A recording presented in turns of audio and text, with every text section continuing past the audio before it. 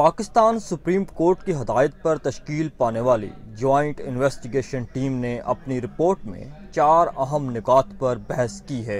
अव्वल ये कि मोहतरमा Maryam Nawaz Nielsen enterprise limited और नेस्को लिमिटेड की मालिका हैं, ना कि ट्रस्टी। GIT ने मलकियत के सबूत के तौर पर ब्रिटिश वर्जिन आइलैंड से मौसूला दस्तावेजात भी अदालत के सामने पेश की हैं। यूं मोहतरमा मरियम नवाज का ये दावा गलत साबित हुआ कि वो इन कारोबारी अदारों की मालिका नहीं बल्कि ट्रस्टी हैं। दोम ये कि JIT ने ऐसी मुसद्दका दस्तावेजात अदालत में पेश की हैं जो ये साबित करती हैं कि वज़ीर आज़म मोहतरम नवाज शरीफ मुत्तहिदा अरब अमारात में कायम एक ऑफशोर कंपनी FZE कैपिटल के चेयरमैन हैं। सोम शरीफ खानदान की जानिब से पेश किए जाने वाले कागजात जो गल्फ स्टील के हिस्स और मशीनरी की खरीदो फरोख्त से मुताल्लिक हैं, जाली करार दे दिए गए और सबूत के तौर पर मुत्तहिदा अरब अमारात की वजारत इंसाफ का खत अदालत में पेश किया गया।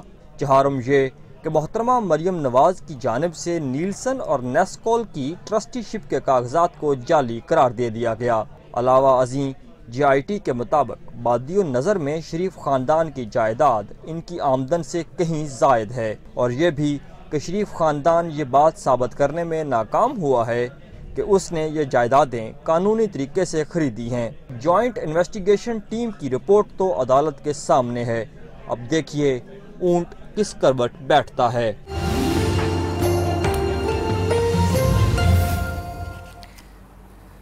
अस्सलाम वालेकुम, आपका प्रोग्राम हरफराज में खुश आमदीद कहते हैं। मैं हूं जमील फारूकी और मेरे साथ हमेशा की तरह मौजूद हैं सीनियर तज्जियाकार जनाब औरिया मकबूल जान साहब। नाज़रीन, इस मिसरे के मिसदाक के शरीक जुर्म ना होते तो मुखबरी करते। लीगी रहनुमा JIT रिपोर्ट मंजरेआम पर आने के बावजूद वजीर आजम मियां नवाज शरीफ और उनके खानदान को डिफेंड करने पर, बचाने पर तुले हुए हैं, ये जानते बूझते हुए भी कि वजीर आजम इस JIT की रिपोर्ट के बाद उनके खानदान समेत गिल्टी करार पाए जा चुके हैं। जबकि बावजूद जराए ये कहते हैं कि वजीर आजम मियां नवाज शरीफ ना तो इस्तीफा देंगे और ना ही असेंबलियां तोड़ेंगे। तो फिर आने वाले दिनों में होगा क्या? आज के प्रोग्राम में इस पर भी बातचीत करेंगे। साथ साथ आज के इस प्रोग्राम यानी हरफराज का नशरिया और ये फोरम आप लोगों के लिए है। आपकी कॉल्स हमारे लिए इंतहाई मुकद्दम है। JIT की रिपोर्ट और उसके बाद वजीर आजम की 22 अप्रैल 2016 की वो तकरीर जिसमें उन्होंने कहा था कि अगर JIT या कमीशन कोई इस तरह का फैसला करता है या उनकी तहकीकात सामने आती हैं तो वो मुस्ताफी हो जाएंगे। उस बारे में आपकी जो भी राय होगी वो हम तक पहुंचना बहुत जरूरी है। औरिया साहब से पहला सवाल करते हैं। औरिया साहब, JIT की रिपोर्ट मंजरेआम पर आ गई, इतने प्रेशर के बावजूद JIT टीम ने काम किया है, तो क्या यह तय हुआ कि अब पाकिस्तान की ब्यूरोक्रेसी पार्टी प्रेशर से, पॉलिटिक्स से अब बिल्कुल निकल चुकी है? देखें, एक साई ऑफ रिलीफ जो है वो बहुत, मैं आज इस पूरी पाकिस्तानी कौम को एक और हवाले से मुबारकबाद देना चाहता हूं। और मुबारकबाद यह है कि गुज़श्ता 30 सालों से नवाज शरीफ और बेनजीर भुट्टो जी यानी पीपल्स पार्टी और नून लीग ने मिलकर पाकिस्तान की ब्यूरोक्रेसी को गुलाम बनाकर बेअसूल बना दिया था। ये पूरी की पूरी ब्यूरोक्रेसी 2 हिस्सों में तकसीम हो गई थी और पूरी की पूरी तो ब्यूरोक्रेसी की कमर में से रीढ़ की हड्डी निकाल दी थी। जिस तरह का काम चाहते थे कान पकड़ के ये लोग करवाते थे। पुलिस खसूसन मुर्खबाद नमा थी, इनको देखती थी और उस तरह घूमती थी और इनकी तबले की थाप पे रक्स करते, डुगडुगी पे रक्स करते थे। मैं तो डुगडुगी नहीं कहना चाहता। अच्छा, चले थाप पे रक्स। इस JIT ने एक और काम साबित किया है। वो क्या? कि अगर सिविल अदारे वाकई खड़े हो जाएं तो पाकिस्तान की एस्टैब्लिशमेंट भी उनके पीछे चलने पे मजबूर हो जाती है। 2 ब्रिगेडियर जी जो इस JIT के अंदर शामिल थे, जिस वक्त ये हो रही थी, मुझे अपने खसूसन बहुत पुराने कलीग, मेरे जो कलीग हैं वो ऐसे हैं कि जो कि जनरल राहील शरीफ से भी सीनियर लोग थे। वो जिस वक्त वो लेफ्टिनेंट थे वो कैप्टन होते थे। अच्छा, वो हमारे कलीग हमारे साथ आ गए सिविल सर्विस के अंदर। वो कहते थे हमें कोई तवक्को नहीं है, क्योंकि यही 2 ब्रिगेडियर थे कि जो डॉन लीग्स के अंदर शामिल थे और डॉन लीग्स ने मरियम सफदर को क्लियर कर दिया था, बावजूद है कि वो तमाम पूरे पाकिस्तान के अंदर एक खास किस्म की चल रही थी। लेकिन जैसे ही पाकिस्तान की ब्यूरोक्रेसी ने खड़े होने का ऐलान किया, पाकिस्तान के 3 लोगों ने जी, और खुसूसन वाजिद ज़िया साहब खड़े होने का नाम किया कि हम किसी, और मुझे पता है कमेंडेबल कि इन लोगों के सामने खड़ा होना कोई आसान काम नहीं है। To difficult. आई नो ये किस किस्म के प्रेशर्स डालते हैं और किस किस्म की तरगीबात देते हैं जी।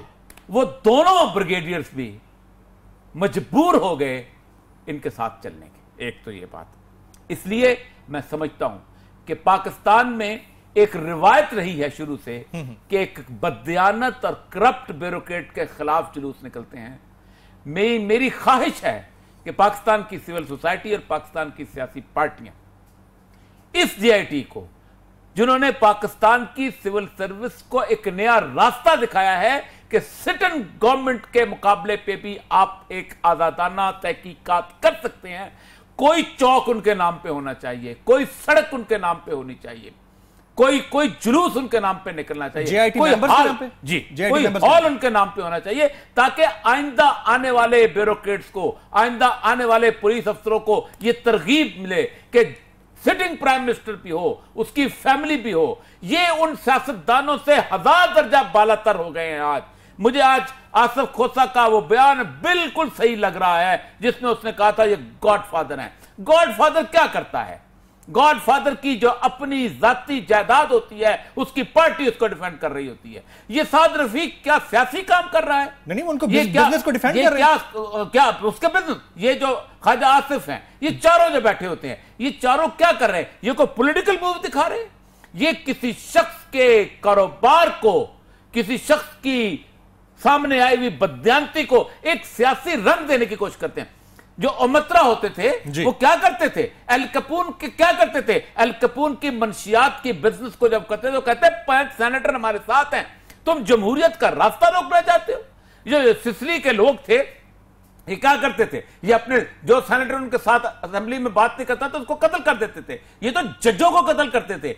आज वो जमाना रह नहीं गया, वरना ये तो जुडिशरी के सुप्रीम कोर्ट के ऊपर उन्होंने धावा बोल दिया होता, और आज तो धावा बोला नहीं जा सकता। उस जमाने में तो अख्तर रसूल और उसके तो कैमरे आ गए थे तारक अजीज के और उनके सुप्रीम कोर्ट साथ ही। आज तो अगर ये जाते सुप्रीम कोर्ट तो लाइव कैमरा होता और पता चलता कि ख्वाजा आसिफ कैसे जा रहा है और फलां कैसे जा रहा है। और सबसे बड़ी बात जी, एक और बड़े मजेदार मंतक बताई जाती है कि जी हमारी जो रिपोर्ट है ये पता नहीं कितने साल लग गए।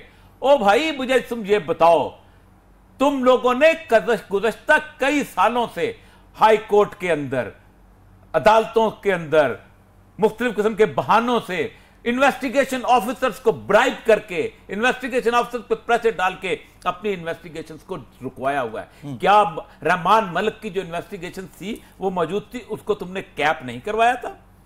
क्या मुशर्रफ के जमाने में जो इन्वेस्टिगेशन हुई थी, जो जनरल अमजद थी, उसको कैप, वो कागजात क्या रद्दी का टुकड़ा हो गए थे? वो कागजात क्या नाला लई में बहा दिए गए थे? नहीं, वो कागजात मौजूद थे और वो कागजात आपके पीछे वैसे ही पीछा करते हैं जैसे किसी मुजरिम के पीछे उसका जुर्म करता है। और सबसे बड़ी बात मैं आपको बताऊं, जी, मैं समझता हूं कि सुप्रीम कोर्ट को इस वक्त सारी करप्शन की चीजों को छोड़ के एक चीज के ऊपर फोकस करना पड़ेगा, और वो फोकस जरूर करना चाहिए कि इस मुल्क के हेल्म ऑफ अफेयर्स पे बैठे हुए चीफ एग्जीक्यूटिव ने अदालत के सामने झूठी गवाही दी, और वो झूठी गवाही इस जीआईटी ने साबित की बिल्कुल कि ये मेरे कागजात हैं, ये नहीं है। ये झूठी गवाही वो जुर्म है जिसको सैयदुल अंबिया सल्लल्लाहु अलैहि वसल्लम ने गुनाह कबीरा में शामिल किया है। ये ज़िना और शिर्क के बराबर का जुर्म। और ये सब लाइव कॉल लेने से पहले एक सवाल इसको डिफेंड करने से पहले कलमा तैयबा पढ़ लें एक दफा फिर। राइट, लाइव कॉलर को पहले शामिल कर लेते हैं, फिर सवाल की तरफ आऊंगा। अस्सलाम वालेकुम जी, कौन कहां से? वालेकुम सलाम, सर रिजवान बात कर रहा हूं नारवल से। जी रिजवान साहब, क्या कहना चाहेंगे?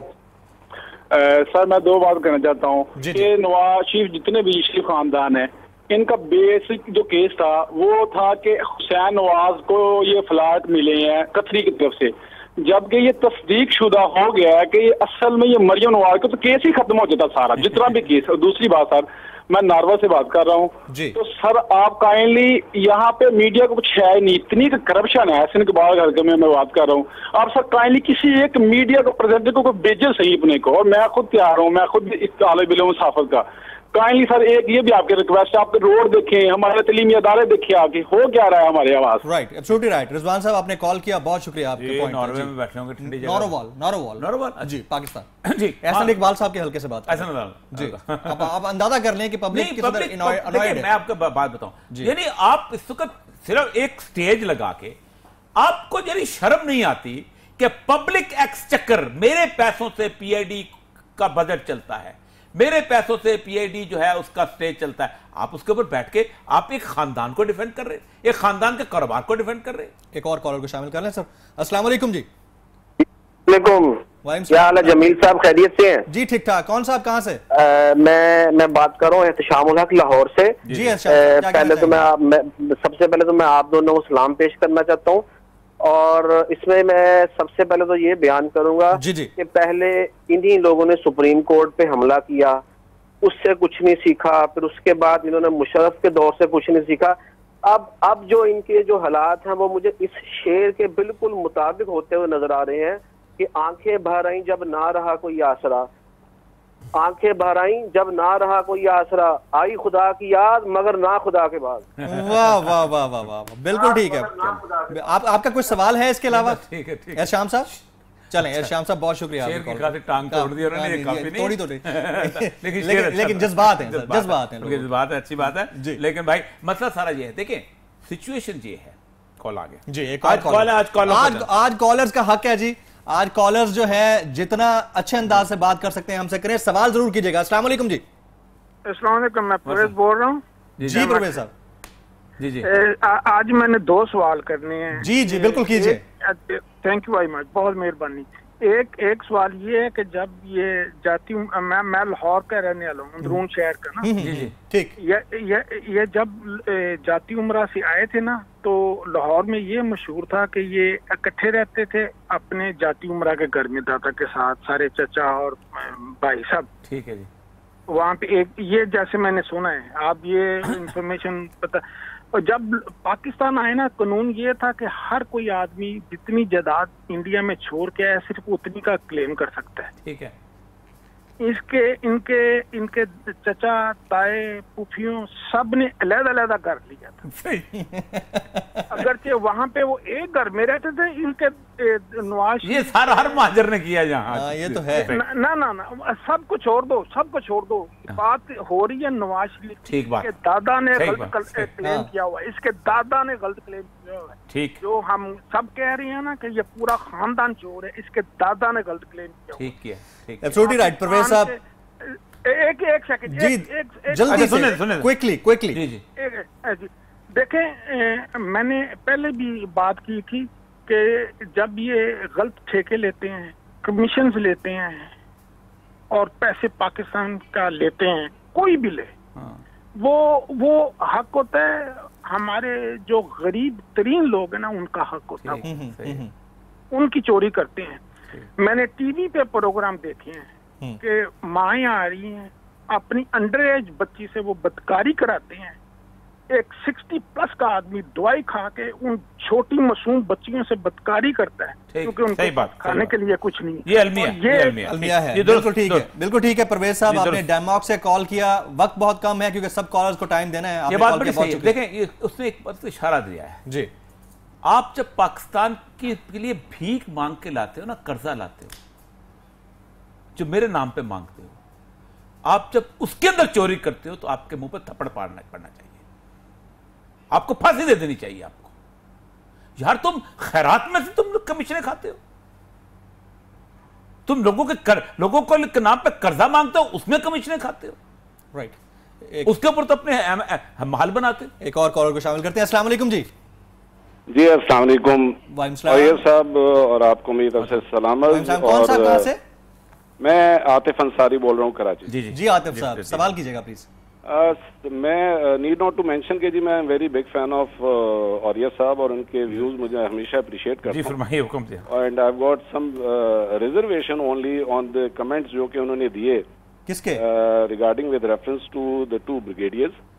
अच्छा, वो भी मजबूर हो गए ठीक है, इतनी ईमानदाराना वो उसके बड़े अच्छी बात। हाँ ठीक, सही कहा। जो आपने जो अपनी कुलीग का हवाला दिया, जिनके रेफरेंस से जो आपने कहा वो राहिल साहब से भी सीनियर थे, इसी तरह हमारे भी दोस्त हैं, और वो ये ब्रिगेडियर्स बड़ा अपना एक इनकी रेपुटेशन है, बहुत रेपुटेशन है, बहुत। मैंने कहा नहीं, जब सिविलियन ऑफिसर साथ खड़ा हो जाए ना, उनको सबको हौसला मिल गया ना। मैं कहता हूं अप्रिशिएट करना चाहिए, उन 2 ब्रिगेडियर्स को भी करना चाहिए, इनको भी करना चाहिए कि देखिए मुझे पता है कि वजीर आजम के मुखालिफ खड़े होके और उनके खिलाफ, उनके खानदान के खिलाफ इन्वेस्टिगेशन करना कोई आसान काम नहीं है, बड़े बड़े पीछे हट जाते हैं सर। और इन 6 के 6 लोग जो है इनके नाम के ऊपर पाकिस्तान के अंदर मोहल्ले बनने चाहिए। Absolutely right, point taken. और ये साहब, कॉलर्स हमारे साथ मौजूद रहेंगे थ्रू आउट द प्रोग्राम। हमारे नंबर स्क्रीन पर फ्लैश कर रहे हैं। मौजू हमारा JIT की रिपोर्ट और वज़ीर आज़म मियां नवाज शरीफ का अभी तक उनकी वज़ारत उज़्मा पर रहना, क्या उनको मुस्ताफ़ी होना चाहिए या नहीं होना चाहिए, यही है। इसी पर आप कॉल कीजिएगा, आपकी राय हमारे लिए मुकद्दम है। ब्रेक लेते हैं, ब्रेक के बाद जब वापस आएंगे गुफ्तगू का सिलसिला आगे बढ़ाएंगे, सवालात भी होंगे और आपके सवालात भी होंगे।